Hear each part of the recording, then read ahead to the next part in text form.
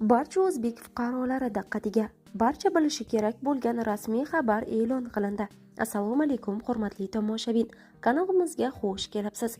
Video roligimiz ostida bir dona like hamda podpisatsiya tugmachasini bosib qo'yishni yodingizdan chiqarmang. Davlat raqami tushirilgan brelok. Bunaqasi aniq hech kimda yo'q. Buyurtma asosida o'zingiz xohlagan mashina raqamini chiqarib beramiz. Juda sifatli va kamyob.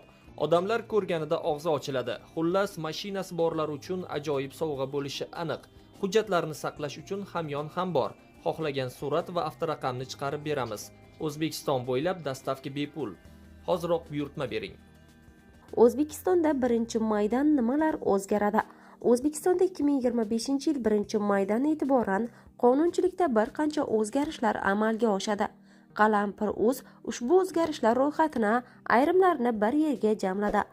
O'zbekistonda tovarlarni bojsiz olib kirishda o'rnatilgan cheklovlar kuchga kiradi.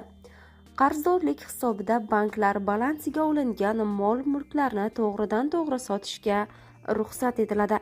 Prezident tomonidan tadbirkorlarga berilgan qator yengilliklar kuchga kirishi nazarda tutilgan.